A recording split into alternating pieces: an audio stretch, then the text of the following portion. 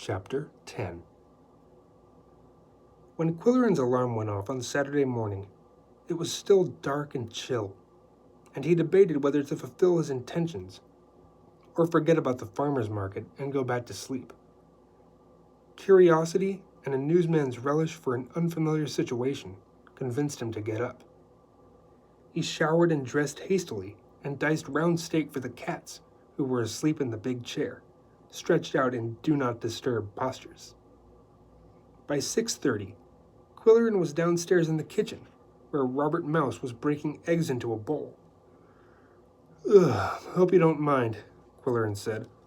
"I've invited myself to go to the farmer's market with you." "Consider yourself more than welcome, to be sure," the attorney said.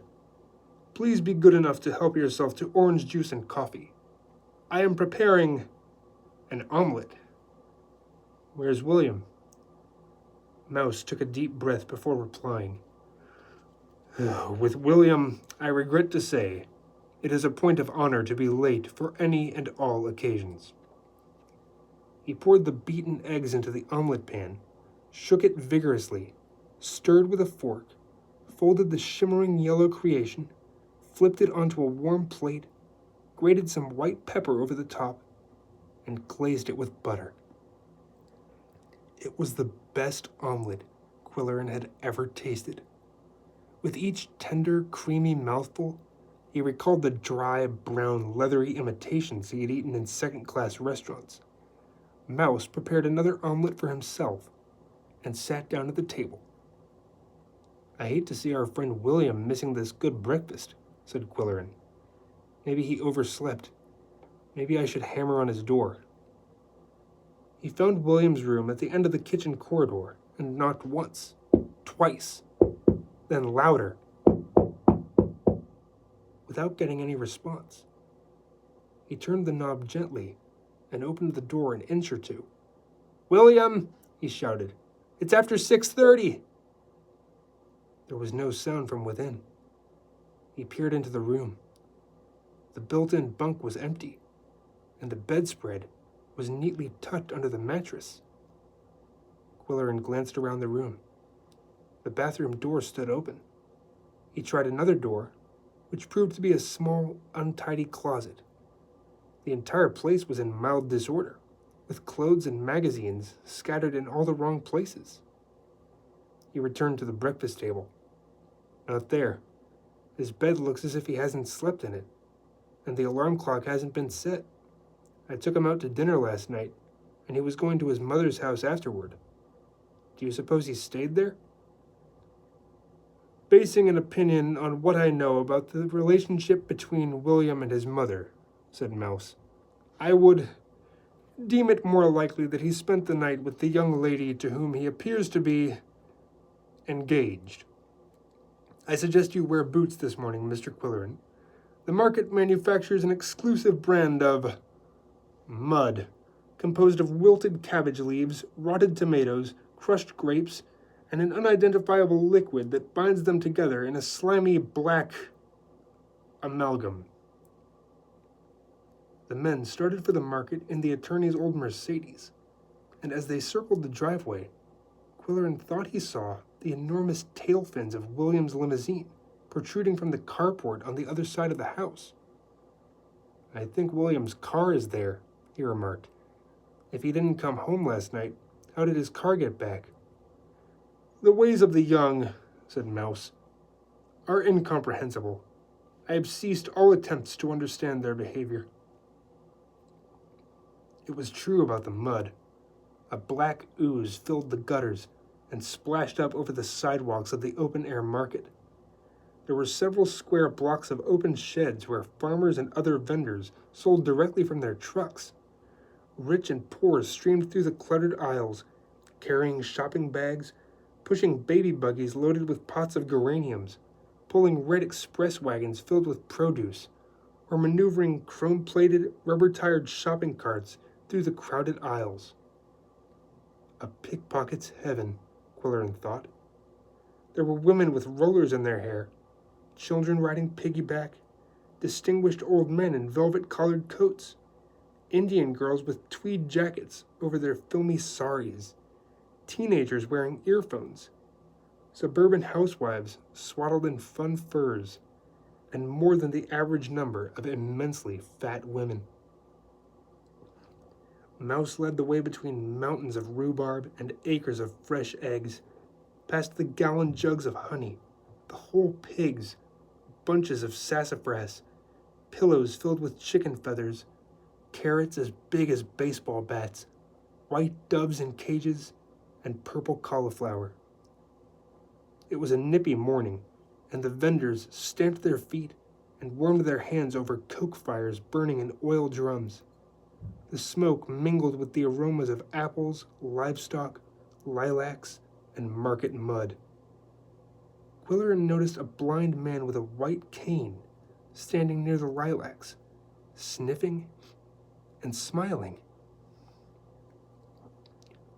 Mouse bought mushrooms, fern shoots, scallions, Florida corn, and California strawberries.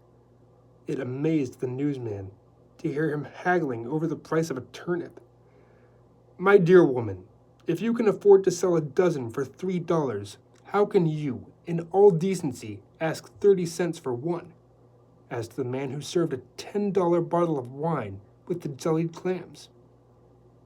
At one stall, Mouse selected a skinned rabbit, and Quillerin turned away, while the farmer wrapped the red, stiffened carcass in a sheet of newspaper, and the white-furred relatives of the deceased looked on with reproach.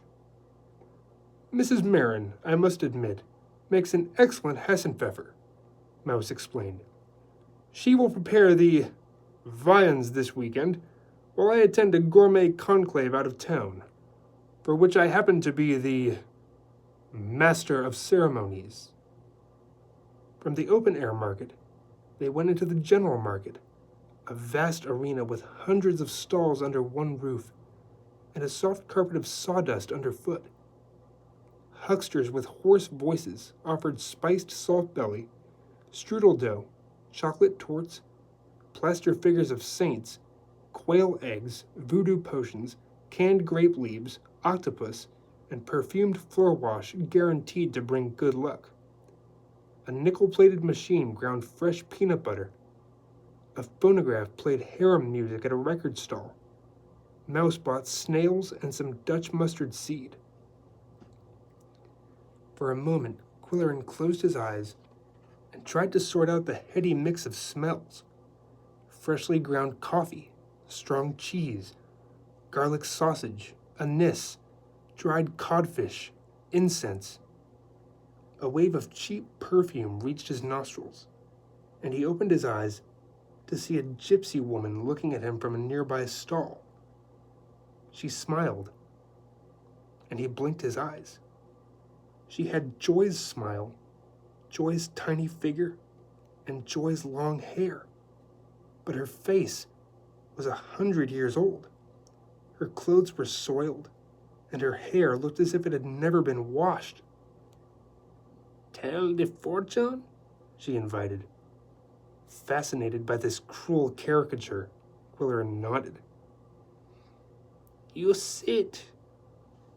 He sat on an upended beer case, and the woman sat opposite, shuffling a deck of dirty cards. "How much?" he asked. "Dollar. $1, yes?" She laid out the cards in a cross and studied them. "I see water. You take long trip. Boat. Soon, yes?" "Not very likely," Quillerin said. "What else do you see?" "Somebody sick. You get letter. I see money. Lots of money. You like." "Don't we all?" "Young boy. Your son? Someday great man. Big doctor." "Where's my childhood sweetheart? Can you tell me that?" She far away. Happy. Lots of children." "You're phenomenal. You're a genius," Quillerin grumbled. "Anything else?" "I see water. So much water. You know like. Everybody wet." Quillerin escaped from the gypsy's booth and caught up with his landlord. Better fix the roof, he told him. There's going to be another biblical-type flood. He shook himself, as if he might have picked up fleas. When the two men carried their market purchases into the kitchen at Mouse House, Mrs. Marin said to Quillerin, "A man from the newspaper called. He said you should call him, Mr. Piper, Art Piper." "Where have you been?" Arch Riker demanded when Quillerin got him on the phone. "Out all night?" "I've been to the farmer's market getting material for a column, and I expect to collect time and a half for getting up at an ungodly hour on my day off. What's on your mind?" "I wish you'd help me out, Quill. Would you drive to Rattlesnake Lake to act as one of the judges in a contest?" "Bathing beauties?" "No, cake baking. It's the statewide thing sponsored by the John Stewart Flour Mills. They do a lot of advertising, and we promised we'd send one of the judges." "Why can't the food editor do it?" Quillerin snapped. "She's in the hospital." "Been eating her own cooking?" "Quill, you're crabby today. What's wrong with you?" "To tell you the truth, Arch, I'd like to stick around here this weekend to see what I can dig up. Joy's husband invited me in for a drink tonight. I don't want to talk about it on the phone, but you know what we discussed in the coffee shop." "I know, Quill, but we're in a jam. You can take some time off next week." "Can't the women's department handle this contest?" "They've got a lot of spring weddings to cover. You could make a nice weekend of it. Take a company car and drive up this afternoon. You could have a nice dinner at the Rattlesnake Inn. They're famous for their food. And come back tomorrow night." "They're famous for their bad food, not famous for their good food," Quillerin objected. "Besides, how can I enjoy dinner anywhere and stay on my diet? How can I judge a cake contest and lose any weight?" "You'll figure something out. You're an old pro," said Riker. "I'll make a deal with you," Quillerin said, after a moment's hesitation. "I'll go to Rattlesnake Lake if you'll send me Odd Bunsen on Monday to shoot pictures in the pottery." "You think it's a story? We've done potteries before. They all look alike." "It may not make a story, but I want an excuse to get in there and prowl around." The newsman smoothed his mustache with his knuckles. "We've had another mysterious disappearance, Arch. This time it's the houseboy." There was silence from Riker as he weighed the alternatives. "Well, I'll requisition a photographer, but I can't guarantee you'll get Bunsen." "I don't want anyone else. It's got to be a nut like Bunsen." At noon, when Quillerin reported downstairs for lunch, he asked if anyone had seen William. Hixie, who was busy chewing, shook her head. Dan said, "Nope." Rosemary remarked that it was unusual for William to miss market day. Mrs. Marin said, "He was supposed to wax the floor today." Charlotte Roop was engrossed in her crossword puzzle and said nothing. Mrs. Marin was serving home-baked beans with brown bread and leftover ham, and Dan looked at the fare with distaste. "What's for dinner?" he demanded. "Some nice roast chicken and wild rice." "Chicken again? We just had it on Monday." "And a nice coconut custard pie." "I don't like coconut. It gets in my teeth," he said, making a sandwich of brown bread and ham. "And tomorrow a nice rabbit stew," the housekeeper added. "Ugh!" "Mrs. Marin," Quillerin interrupted, "these baked beans are delicious." She gave him a grateful glance. "It's because I use an old bean pot. 40 years old, Mr. Mouse says. It was made right here in the pottery, and it's signed on the bottom. HMH. "That must have been about the time the sculptor was murdered," Quillerin remarked. "It was an accidental drowning," Miss Roop corrected him, looking up briefly from her puzzle. "Nobody really believes that," said Hixie. And then she recited in a sing-song voice, "A potty young sculptor, Mort Mellon, fell in love with a potress named Helen, but the pottery gods frowned and he promptly got drowned. Who pushed him the potters ain't tellin'." Miss Roop lifted her chin. That's very disrespectful, Miss Rice. Who cares? Pixie retorted. They're all dead. Mr. Mouse would not like it if he were here. But he's not here. By now he's halfway to Miami. Miami? Quillerin echoed. Mrs. Marin brought him some more ham, which he regretfully declined, although he accepted some scraps for his roommates. By the way, he said to her, I'm going to be out of town overnight. Would you be good enough to feed my cats tomorrow morning? I don't know much about cats, she said. Is there anything special I have to do? Just dice some meat for them and give them fresh water. And be absolutely sure they don't get out of the apartment. To the others at the table, he said, I have an assignment at Rattlesnake Lake. Dan, I'll have to take a rain check on your invitation, but we might be lucky enough to get a photographer here on Monday. Dan grunted and nodded. Quillerin went on. I hate the thought of the long drive up to the lake in a company car. The Fluxion seems to have bought a whole fleet of lemons. A soft voice at his left said, Would you like company? I'd be happy to go along for the ride. You could drive my car. The newsman turned and looked into the eyes of Rosemary Whiting, the quiet one, the thoughtful one who had brought the cats a ball of yarn. Her brown eyes were filled with an expression he could not immediately identify. He had not realized she was so attractive, her eyes dancing with health, her skin like whipped cream, her dark hair glossy.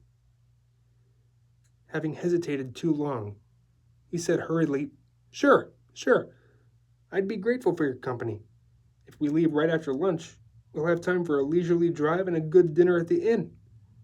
I have to judge a contest, but it doesn't take place until tomorrow afternoon, so we can sleep late tomorrow and stop somewhere for a bite to eat on the way home. Miss Roop went on working with her crossword puzzle, with her lips frozen in a thin, straight line.